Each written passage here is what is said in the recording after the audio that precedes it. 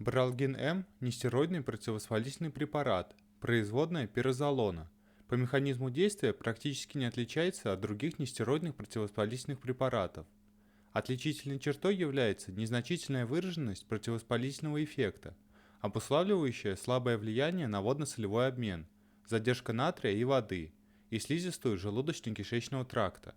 Оказывает анальгетическое, жаропонижающее и выраженное спазмолитическое на гладкую мускулатуру мочевыводящих и желчных путей действие. Показания. Препарат применяется при болевом синдроме слабой и средней интенсивности, головная и зубная боль, невралгии, боли при радикулите, остеохондрозе, артрите, меналгии. Применяется при спазмах гладкой мускулатуры, почечной колики, желчной колики, кишечной колики. Можно использовать при лихорадочных состояниях, при инфекционно-воспалительных заболеваниях в составе комбинированной терапии. Способ применения и дозы. Применять внутримышечно или внутривенно, особенно при сильных болях. Взрослым по 250-500 мг 3 раза в сутки. Максимальная разовая доза 1 грамм. Суточная 2 грамма. Детям назначают из расчета 5-10 мг на килограмм массы тела 2-3 раза в сутки. Детям до 1 года препарат вводят только внутримышечно. Вводимый раствор для инъекций должен иметь температуру тела. Дозы более 1 грамма следует вводить внутривенно.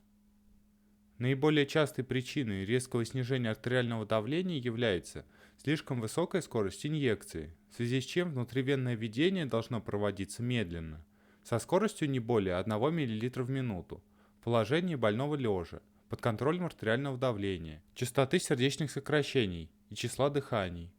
Противопоказания.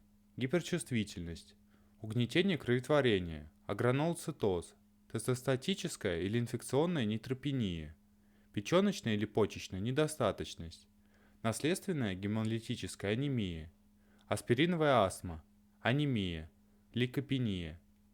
Применение при беременности и кормлении грудью. Противопоказано в первом и третьем триместрах беременности.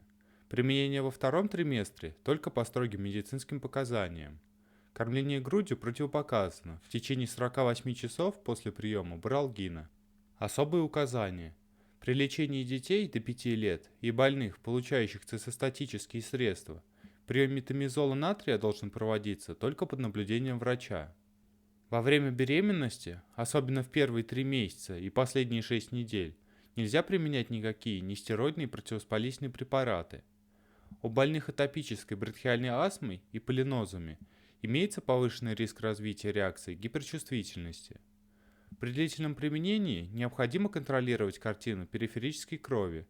На фоне приема метамизола натрия возможно развитие агранулоцитоза, в связи с чем при выявлении немотивированного подъема температуры, озноба, боли в горле, затрудненного глотания, стоматита, а при развитии вагинита или проктита необходима немедленная отмена препарата. Непереносимость встречается весьма редко, однако угроза развития шока после внутривенного введения препарата относительно выше, чем после приема препарата внутрь. Недопустимо использование для снятия острых болей в животе до выяснения причины. Особая осторожность требуется при назначении больным с систолическим артериальным давлением ниже 100 мм от ртутного столба или при нестабильности кровообращения, например, начинающееся тяжелое нарушение кровообращения при инфаркте миокарда, множественной травме, начинающемся шоке, с анамнестическими указаниями на заболевания почек, пиелонефрит, гломерулонефрит и при длительном алкогольном анамнезе. При внутримышечном введении необходимо использовать длинную иглу. Возможно окрашивание мочи в красный цвет за счет выделения метаболита. Побочные действия. Со стороны мочевыделительной системы. Нарушение функции почек, олигурия, анурия, протеинурия, интерстициальный нефрит, окрашивание мочи в красный цвет. Возможно аллергические реакции, крапивница, в том числе на конъюнктивите и слизистых оболочках носоглотки, отек квинки. В редких случаях злокачественная эксудативная эритема, синдром Стивенса-Джонсона. Токсический эпидермальный некролиз, синдром Лайелла. Бронхоспастический синдром, анафилактический шок. Со стороны органов кроветворения, агранулоцитоз, лейкопения, тромбоцитопения. Прочие. снижение артериального давления.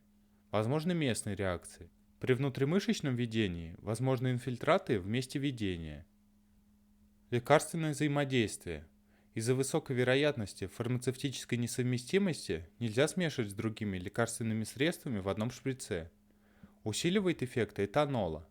Одновременное применение с хлорпромазином и другими производными фенотиазина может привести к развитию выраженной гипертермии.